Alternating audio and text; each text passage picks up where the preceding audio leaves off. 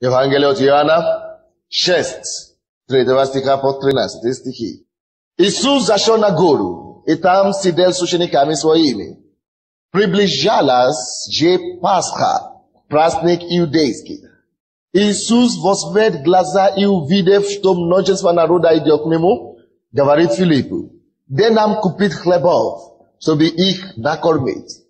Говорил же это, испытывая его, ибо сам знал, что хотел сделать. Филипп отвечал ему: «Им на 200 динариев недовольно будет хлеба, чтобы каждому из них досталось, хотя понемногу».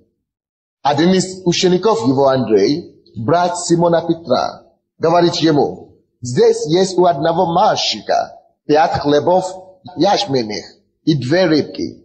Но что это для такого множества?» Иисус сказал: «Велите им возлечь». Было же на том месте много травы. И так возлегло людей числом около 5000. Иисус взял хлебы и, воздав благодарение, раздал ученикам, а ученики возлежавшим также и рыбы, только кто хотел. И когда насытились, то сказал ученикам своим: «Соберите оставшиеся куски, чтобы ничего не пропало». И собрали и наполнили 12 коробов кусками от 5 ячменных хлебов, оставшимися у тех, которые ели. Тогда люди, видевшие чудо, сотворенное Иисусом, сказали: «Это истинно тот пророк, которому должна прийти мир». Сегодня я проповедую на теме 2 вида людей. 2 вида людей, которые живут на свете. 2 вида людей. Когда я буду рассказывать об этих 2 видах людей, я хочу, чтобы ты узнал себя, не родственника, но чтобы ты открыл свои глаза и исследовал себя.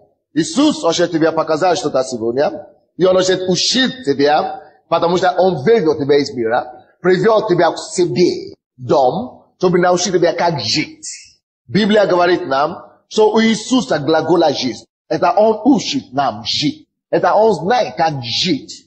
И у Него глагол жизни. И Он хочет раскрыть один из этих глаголов вам сегодня. Заметьте себе, с этого места Писания, которое мы начали читать, 5 стих, Библия говорит нам: Иисус возвел глаза и, увидев, что множество народа идет к Нему, и говорит Филиппу: «Дай нам купить хлебов, чтобы их накормить». И первая мысль, что пришла ему на голову, потому что они следовали за ним несколько дней. Где-то написано, что 3 день уже следует за ним. И первая мысль, что пришло в голову ему, это как мне накормить людей, как мне позаботиться о людей.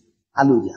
То есть Иисус тоже не ел, ученики тоже не ели, но Библия говорит, что Он проговорил эту фразу именно тогда, когда Он увидел толпу народа. Иисус увидел толпу людей, множество людей, и сразу, что пришло ему на голову, это не: «О, сколько людей следует за мной».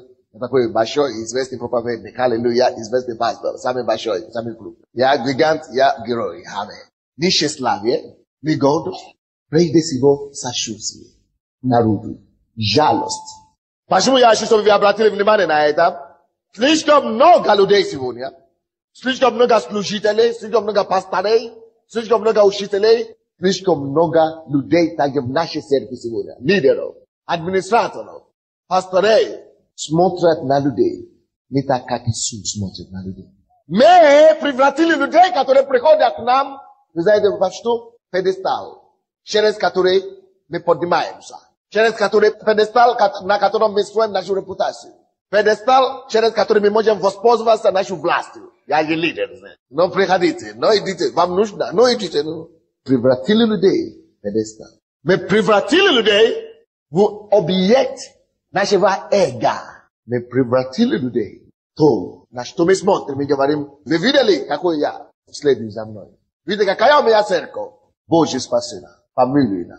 Иисус же, который призвал нас. Иисус же, кого мы призваны следовать, за которым мы должны следовать.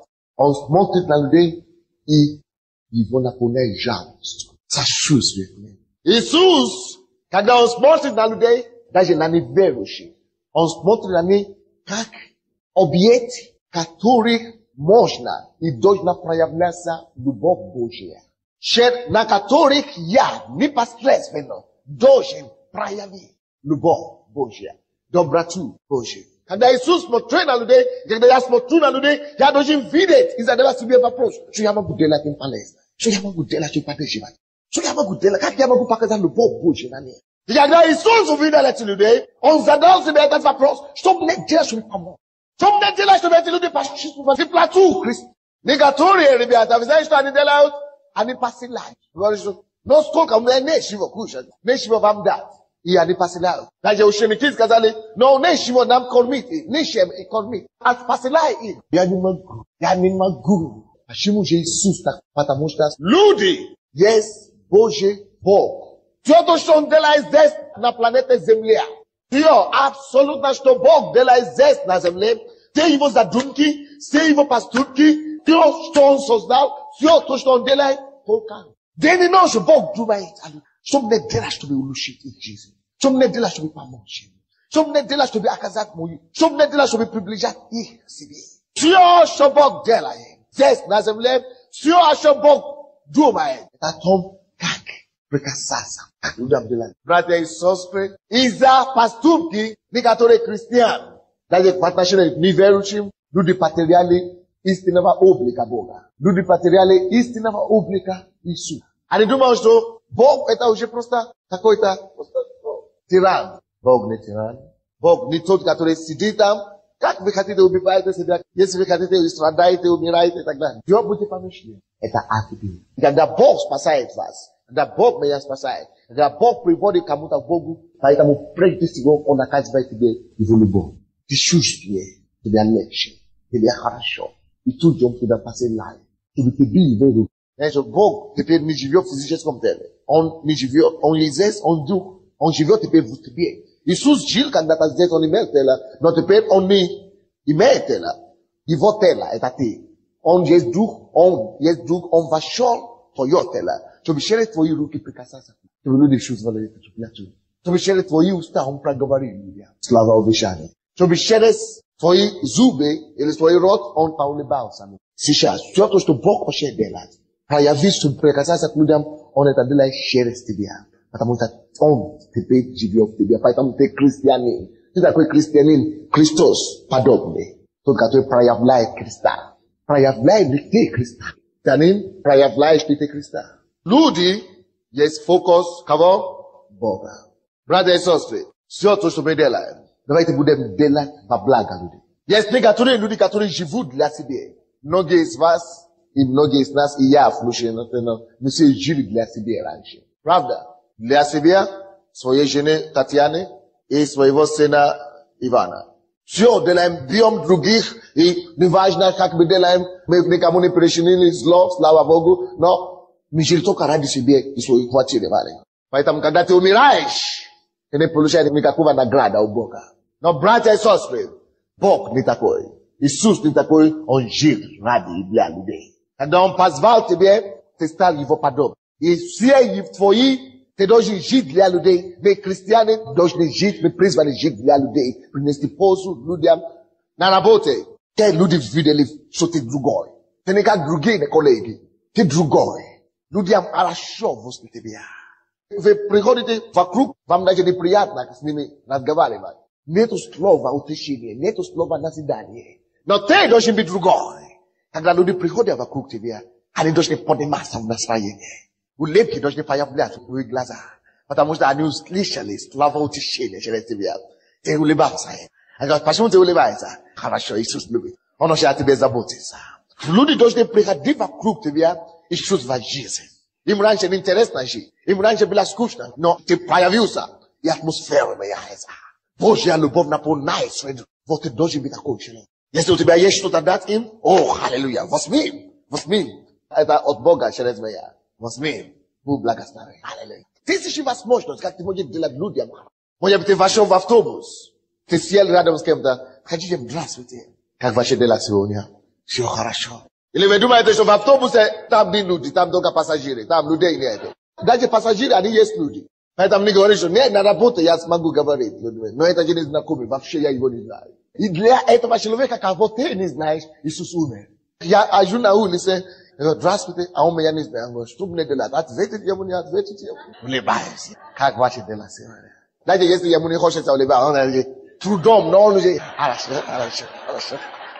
Подари кому-то улыбку. Подари кому-то объятие. Подари кому-то рошествие. Неважно где. Будь христианином. Пускай люди увидят тебя и говорят, да, человек приехал с другого мира, с другой планеты прямо. Что нет, я тоже с этой планеты. Я только хожу в церковь Слова Веры. Все. Христос живет во мне, и я такой радость. Значит, да, потому что вы тоже можете быть другой. Христос, который здесь, он может прийти к вам, дать вам радость, Jesus is there. Всегда думай о людях. Даже если у тебя куча проблем, горе проблем, говоришь, у меня столько проблем, мне не до этого. Ты не найдешь помощь, никто тебе не поможет, потому что ты кому-то не даешь помощь. Ты никому не даешь помощь. Но даже если у тебя есть горе проблем, куча проблем, не обращай внимания на это, иди дарить людям, кто живет. А у тебя есть Христос? А Христос всегда есть супрелюдный. Иисус есть один вид людей. И есть люди, которые похожи на него. Есть другие люди, христиане, не христиане. Да, я знаю, что два людей, есть верующие и есть неверующие. Это два категории людей. Верующие и неверующие. Я хочу другое взять. Иисус, Библия говорит нам, когда он видел людей, приложи Филиппу. Найди им что-то кушать. А Филипп, как один тип людей, что он делал? Он смотрел вокруг, представляете? Мы в пустыне. Здесь нету супермаркета. И сумма даже нет. Рядом. Далеко ушли в пустыню. Господин Иисус, Раби, учитель. Пойми, самое лучшее, что мы можем делать, это осилять этих людей. Нет, чем помочь. Вы думаете, что я утрирую? Я, конечно, шучу. Но там есть истина. Это то, что он говорил. В 7 стих. Филипп отвечал ему, именно 200 динаров недовольно будет хлеба, чтобы каждому из них доставало, хотя по ним, так что отсылай по домам. Это есть один тип людей. То он такой. Какой? Что за тип? Люди, которые видят в основном только проблемы. Люди, которые сосредоточены. Люди, которые имеют менталитет проблем. То есть менталитет сложности везде. В этом мире живут два вида людей. Люди, которые всегда видят проблемы и вместо чтобы придумать решение на эту проблему, они еще усложняют эту проблему. Он даже не задумывается, что нужно решить эту проблему, нужно найти зон. Он усугубляет эту проблему. Я стану мокрым. Потом, что-то магазин может даже закрыть, потому что дождь идет. Люди, которые имеют менталитет проблемы. То есть два вида человека в мире. Люди, которые встречают обстоятельства. Они не говорят, обязательно я решу это, чтобы это не стоило. Они что-то делают. Ну, я посмотрю. Это невозможно. Никак невозможно. Я пойду другим путем. То есть менталитет проблем. Мы все, братья и сестры, когда мы смотрим на вещи, мы пропускаем через эти двух глаза. Либо через менталитет проблемы, либо через менталитет решений. Второй вид людей, это люди, которые имеют только менталитет решения. Что бы ты ни сказали, получится. Люди, которые скажут, получится, и все сделают, чтобы это получилось. То есть люди, которые видят любое обстоятельство, любую вещь, дай им. Здесь есть проблема, поломка. Или что-то. Нет проблем, завтра приходите получить. Они еще не знают, как это будет, сколько там проблем, но они знают, что если даже я сам не смогу, я дам кому-то. То есть, когда вы увидите человека, у кого менталитет решения, он скажет, пастор, я был алкоголиком, я не мог освободить, Бог меня освободил. Теперь я еще курю. Я не знаю, почему я не могу освободиться от этого, но тот Бог, который освободил меня от алкоголизма, тот же самый Бог. Неужели он меня не освободил от этого курения? Так что, не беспокойтесь. Тяжело ему. Он сам не может. Он верит, что как-то Бог, который делает больше сюда для него, неужели это не сделает. Есть люди, два категории людей. Одни преувеличивают проблемы. Создают, усиливают проблемы. Озвучивают, проблемы. Но есть другие люди, которые приходят, они унижают проблемы. Ты должен быть такой человек. Братья и сестры. И когда однажды Иисус ходил, и он хотел проверить менталитета, какой есть у его учеников. Он знал Филиппа раньше. Но он отел выяснит и уточнит, какие проблемы у него. Он отел узнать, неужели я правильно думаю о нем? Неужели у него менталитет проблем? Неужели у него такой менталитет? Он говорит, я проверю. Поэтому в 6 стихе там написано, в 4, что он знает, что он отел делать. Иисус также знает, что он отел делать. Но сознательно все-таки, что он делает, задал ему этот вопрос. Как с этим делом? Но как накормить этим делом? Иисус знает, что он делает. Но он отел уверится. Неужели это человек, на самом деле, у него какой менталитет? Мы все в основном жили так, имели менталитет от проблем. Но когда Бог приводит нас в церковь, он хочет ошибить нашу голову и настроить нас в правильный русло, чтобы мы начали мыслить правильно, поступать правильно и быть подобны Иисусу. Он не говорит, а почему ты не работаешь сейчас? Ты что, другую работу не мог найти? Я никак не мог найти. Искал все. А теперь ты ищешь? Не, бросил, но. Искал уже 2 года, не нашел. Менталитет проблем. Но человек, который уволили с работы, 2 года уже ищут работу. Но у него менталитет решения. Я подрабатываю где-то. Я сам себе шью костюмы или брюки и продаю на рынке. Или я выращиваю картошки и хожу на рынку и продаю. Пока я ищу работу. Но есть решение какое-то. Ты не работаешь, не работаешь. Почему? Я учу в библейской школе. И за 2 месяца еще не платил. Почему ты не платишь за 2 месяца? Потому что нет работы. Я же учусь, я же студентка. А сколько часов ты учишься? 12 часов в библейской школе. Нет, 4 часа. 4 часа? А остальные это что? Но после школы, понимаете, ты сами знаете. Тысячи надо. Человек, у кого менталитет какой? Проблем. Иисус хотел ускоренить эту менталитет у своих последователей. Он знал, что ему надо делать. И все-таки задал такой вопрос. И Филипп, как и знал Иисус, как будто точку попал Иисус. Именно то, что Иисус и ожидал, но так он и показал себе. Сколько у нас в кассе? У нас всего 200 динаров, мы 100 динаров в кассе. А чтобы эти людей накормить, даже и 200 не хватит. И 200 даже не хватит. Так что безнадежно, что поделать. Он хотел ставить даже самого Иисуса в тупике. И многие из вас такие. Папа говорит, делай это, мама говорит, делай это. Мне же надо читать Библию, а потом собрание надо найти. Я не могу, нету времени. Ну ты сам посмотри 5 минут, что останется. 5 минут останется. Что мне успеешь сделать за 5 минут? Не понимаешь, ты сделаешь хотя бы что-то 5 минут? Когда ты уже придешь, остальную работу останется только на 15 минут вместо 20 минут. Братья и сестры, ты не должен быть такой человек. Ты не должен люди, которые лезут в тупик. Ты должен быть человек, который разрушает тупик и выходит. Будь человек решений. Не смотри на твои отрицательные и сосредоточься на них. Говорит, что вот проблема. Но думай не о проблеме. Думай, твой проблем. Но в это время, пока человек с менталитетом проблем говорит, Иисус, но, дорогой, у нас 100 тысяч в кармане, здесь нужно, 100 миллионов в кармане, здесь нужно 200 миллионов, чтобы накормить этих людей. Но, увы, я люблю их, я люблю тебя, но ничего не поделать. В это время, пока Филипп это говорит, был кто-то рядом. Был рядом Андрей. А Андрей, это слава Богу. Как раз Андрей есть человек другим менталитетом. Менталитет решения. И Иисус даже ему не задал. Серьезно. Иисус даже к нему не обратился. Он просто мимо уха слушал это их разговор. Мимо уха, между прочим. И когда он слышал мимо уха, он прибежал. И приложил свое решение. Что же он приложил? Давайте посмотрим. 8 стих. Один из учеников его, Андрей, брат Симона Петра, говорит ему, здесь есть у одного мальчика, видите, толпе, 20-тысячной толпе. Он находит, где-то, может быть, мимо уха, где-то, может быть, это беглом глаз, он увидел кого-то, где-то, может быть, 10 минут назад, или на час назад. Но не забил. И видите, что он говорит? Он говорит, у мальчика Nie u muzika, какого-то, может быть, как здоровье, такие хлеба и рыбы. Не. Но представляете себе, сколько хлеба может носить мальчика?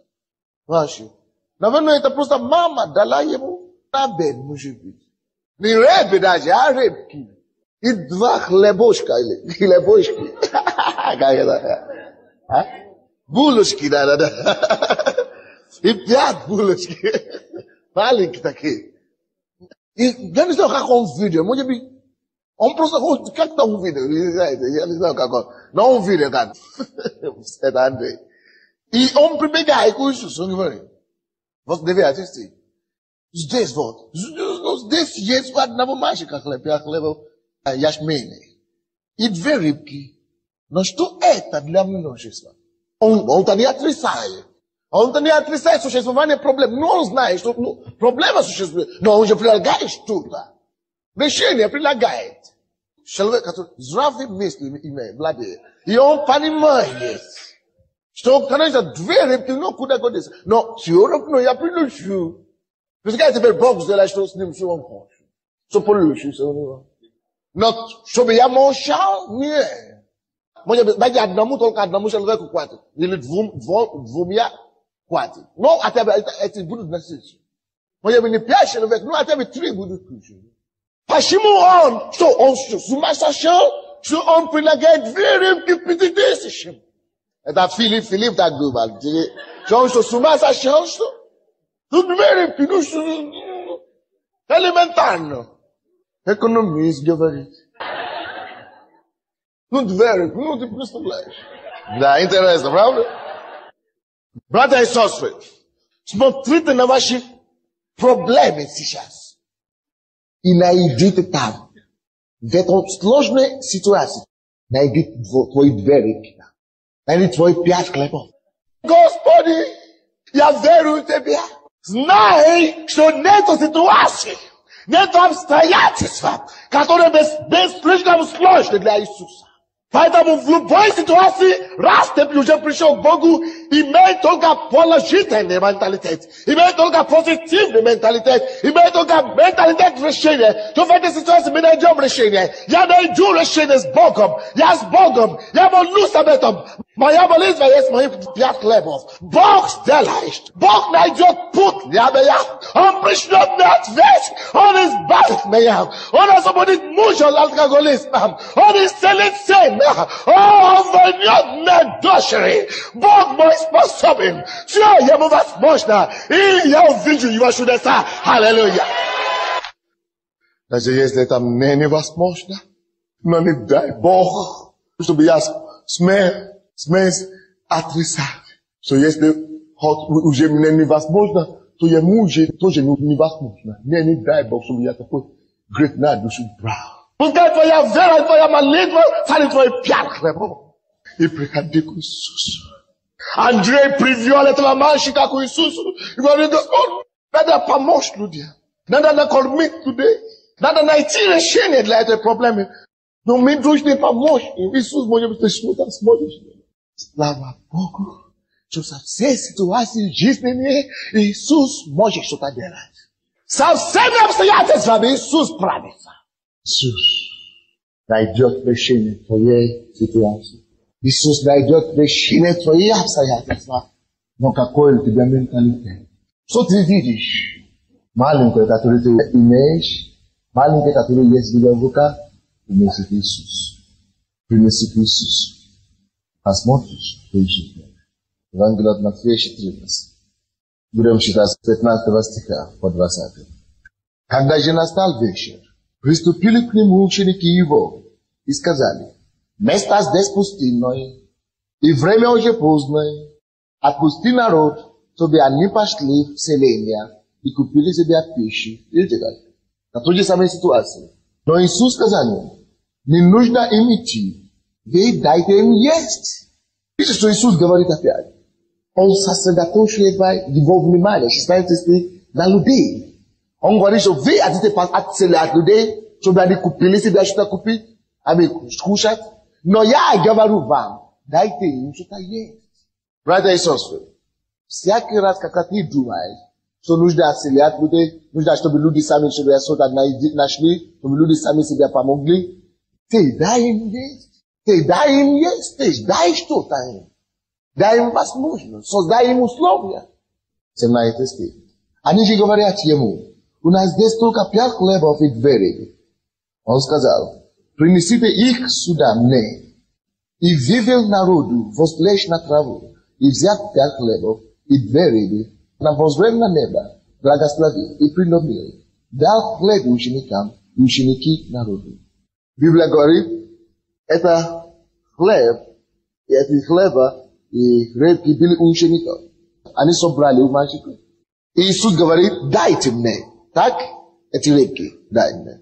Иисус помолился, благословил и отдал те же самые хлебы, обратно после молитвы ученикам. И Библия говорит нам, что ученики раздавали людям. Но после этого стиха уже говорится дальше, 20 стих, что и ели все, и насытились, и набрали оставшиеся кусков 12 коробов полных. Что случилось? Дело в том, что когда Иисус вернул, это самое. Вроде бы ничего не произошло, правда? Но когда ученики взяли, они могли бы сказать, но это же то же самое, что мы тебе дали. Иисус говорит, накормите их, дайте им есть. Ну как это, дать 5 хлебов, 2 рыбы? Они могли бы не послушаться Иисусу. Потому что, ну как это 2 хлеба раздавать? Но пока они начали раздавать, хлебы не закончились, рыбки не закончились. И таким образом раздавали всем и остались дальше. У вас безнадежная ситуация. У вас все проблемы. Но у вас есть что-то маленькое. Может быть, материально даже ничего нет. Может, только ваша молитва есть и ваша вера. То маленькое, то ничтожное, которое у вас есть, принесите его к Иисусу. Вот что маленькое, что у меня есть. Молитва. Принесите к Иисусу. И скажите им, Господи, у меня нет ничего, но я верю, что ты это благословишь. Иисус отдал то же самое количество вроде бы. Обратно, да? Своим ученикам. Он отдал, чтобы ученики по вере, чтобы они действовали по вере. Чтобы они не смотрели на это количество уже. Чтобы они по вере уже начали раздавать. Чтобы они уже по вере начали раздавать народу. Когда ты приносишь маленькое, что у тебя есть к Богу, может, ты вернулся домой еще по-прежнему. На пути домой еще по-прежнему. Вернулся домой, муж еще пьет. Или обстоятельства еще мрачные. Но где твой шаг веры будет? Начни поступать, как ты просил у Бога. Начни поступать, как будто решение уже пришло. Если ты еще вложишь что-то, начни работать с этими $20, которые у тебя есть. Начни делать что-то. Начни поступать, как будто все то, что ты просил у Бога, Бог уже делал это.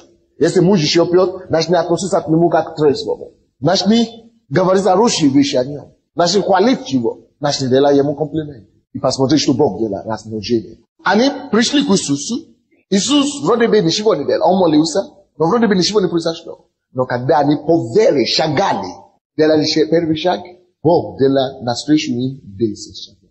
Всякий раз, когда у тебя есть проблемы какие-то, принеси к Богу. Вернись обратно, начни поступать, как будто ты уже слышал ответ, как будто ты уже получил ответ, как будто уже есть то, что ты просил. Шаг веры учеников привело к ответу на молитву Иисуса. И еще остались стучать. Всякий раз, когда ты проводишь время с Иисусом, когда я прихожу сюда в церковь, до того я молюсь, хорошо, я молюсь. Господь, дай мне что сказать твоему народу. Дай мне слово и благослови это слово. Иногда я чувствую дома помазание, иногда я не чувствую помазание. Вообще, большинство времени я не чувствую помазание дома. Но я уже беру Иисуса. Я уже отдал ему то, что у меня. Время с ним. Он мне дал слово. Не чувствовал ничего дома. Не знал ничего дома. Я все равно верю, что Бог услышал меня. И когда я прихожу сюда, вдруг Бог начинает открывать мои глаза. Я начинаю видеть проблемы людей. Я начинаю проповедовать. Это проповедь, это слово, люди начинают принимать. И тут же размножение идет. Люди начинают получить решение, ответы на их проблемы. Если бы я остался дома, я сказал, Господь, я ничего не вижу, я ничего не чувствую. Jeste jari pashuzu, jari paidu. Gdybyś dali, tyle się zacznie. Każdy raz, когда ты приходишь перед Богом, свои проблемы, молись, и ты почувствуешь покой, мир внутри. Благодари Его за решение и начни поступать. Вот как будто ты уже получил что-то. 4 книга Царств, 6 глава, 8 стиха по 17 стихи. Царь сирийский пошел войной на израильтян и советовался с слугами своими, говоря: в таком-то месте я расположу свой стан. И посылал человек Божий к царю израильскому сказать: берегись, приходит этим местом, ибо там сирияне налегли. И посылал царь израильский на то место, о котором говорил ему человек Божий, и предостерегал его, и сберег себя там не раз и не два. И встревожилось сердце царя сирийского по этому случаю. И призвал он рабов своих, и сказал им: скажите мне, кто из наших в сношении царем израильским? И сказал один из слуг его: никто, господин мой, царь, а Елисей, пророк, который у Израиля, пересказывает царю израильскому и те слова, которые ты говоришь в спальной комнате твоей. И сказал он: пойдите, узнавайте, где он. Я пошлю и возьму его. И донесли ему, и сказали: вот он в Дофаиме. И послал туда коней и колесниц, и много войска, и пришли ночью и окружили город. Я вам расскажу, что здесь происходит. Один царь, сирийский, древняя Сирия, они возле Израиля, государство. Сирия хотела наступать на Израиль, потому что это было больше государства, больше войска. И они пошли к царю Израиля, что мы идем наступать на тебя, ты капитулируйся. Или а то мы возьмем твою страну. Но в это время они спланировали планы битвы, планы сражения, это всегда тайна. Но все тайны, планы битвы, их Бог, потому что израильский народ это же Божий народ. И там всегда есть пророк или царь, который знает Бога. И в Израиле в то время был пророк Елисей. И все то, что они задумали, все их планы действия, сражения, Бог пересказал через слово знания Елисею. И Елисей идет к царю, своему царю израильскому, и перерассказывает ему их планы сражения, что они хотят туда идти против нас. И к этому времени Израиль уже готовится и бьет из сирийские войска. Это произошло первый раз, второй раз, третий раз, тогда уже царь сирийский уже сказал: стоп. Вы, ребята, кто-то из вас причастный. Из своих это говорит. Говорит, что кто-то из вас пересказывает Израиль наши стратегии. Я убью всех вас, если вы не скажете. Кто-то из них узнал, что нет, мы все были верны, но есть кто-то в Израиле, опасный человек дал. А какой опасный? Он муж Божий, он человек Божий. Вот он и пересказывает его царю израильскому все наши стратегии. Поэтому мы не можем их побить. Знаешь, он говорит, что это он? Один человек? Да, один человек. Вот мы его уничтожим. И они посылали против одного человека, против этого пророка войска. И все 14 стих, и послал туда коней, и колесницы, и много войска. И пришли ночью и окружали город, где живет. Вообще целый город окружали, где живет Елисей. 15 стих. Поутру служитель человека Божия, его слуга, его служитель, который помогает ему, служитель Елисея, стал и вышел, и вот войска вокруг города, и колесницы. И сказал ему слуга его: увы, господин мой, что нам делать? То есть он ей говорит: все, увы, что нам делать? Уже все, капитулировали, практически, полностью, уже все, что поделать. Представляете себе, если войска окружали деревни, все, нас уже поймали практически. А муж Божий, Елисей, что он делал? Потому что слуга его, человек какого менталитета? Проблемный. А муж Божий, Елисей, верующий, он был человеком другого плана, другого менталитета. Давайте посмотрим то, что он скажет. 16 стих, посмотрите все. А он, человек Божий, сказал: не бойся, потому что тех, которые с нами, больше нежели тех, которые с ними. Ну как это, откуда ты это знаешь? Мы только вдвоем. так сложно с этими верующими. Мы видим реально, что войска окружают нас, а он говорит, что больше нас. Мы вдвоем, а он говорит, те, которые с нами больше. Что с фанатики эти натурально. Ты меня убьют, теперь ты поймешь. Ошокнулся. То есть, муж Божий, а он знает, что он говорит. Я говорил, что человек, у кого есть менталитет решения, всегда смотрит, что сквозь проблемы. Он не сосредоточивает на проблеме. Он не размышляет о проблемах. Он не говорит об этих проблемах. Он говорит сквозь. Он смотрит через проблемы и видит сквозь эти проблемы ответ, решение впереди. Он видит не просто физическими глазами. Муж, пес, дочка ушла из дома, сын запил. Он не видит это. Он видит сквозь это, что через год, через 2 года, они все придут в церковь, будут прославлять Бога вместе со мной. Вот что он видит духовными глазами. Он видит решение, которое он просит у Бога. Он видит то, что он просит в молитве. Он видит этот ответ. Он видит эту ситуацию. 17 стих. И молился Елисей. И говорил, Господи, измени менталитет у этого человека. Измени его менталитет, чтобы он не видел вот это проблема физически, что есть. Пускай он начнет видеть сквозь. Пускай он начнет видеть духовными глазами ответ, который ты приготовил. По-другому, конечно, он это сказал. И говорил, Господи, открой ему глаза, чтобы он увидел. И Бог услышал. И открыл Господь глаза слуге, и он увидел. И вот вся гора наполнена камнями и колесницами огненными вокруг Елисея. Тучи. Елисей здесь, кони и колесницы врага окружают город. А есть другие колесницы. Огненные. Елисей здесь и колесница. Огненными притом. Больше намного, чем столько у врагов. Окружает этого Елисея. А говорю, я не вижу ничего. Я вам скажу, таким же образом здесь сегодня есть больше ангелов, чем нас. Знаете, почему они здесь? Чтобы принести каждому из вас ответы на ваши прошлые проблемы. Поэтому, когда ты видишь твои проблемы и так далее, не види эти проблемы, не сосредоточь на этой ситуации, види ангелов, которые принесли вот ответ. Смотри на ангелов. Человек верующий с менталитетом решения, он видит не проблемы эти, он видит ангелов, которые принесли решение. Поступай спокойно, потому что он знает, что если Бог за ним, с нами, то против нас. Братья и сестры, вы готовы сегодня поменять ваш менталитет? 2 Коринфянам 4, 17-18. Ибо кратковременное легкое страдание наше производит безмерном призбытке вечную славу. У нас сейчас есть страдания. Мы страдаем сейчас. Но посмотрите, как он называет эти страдания.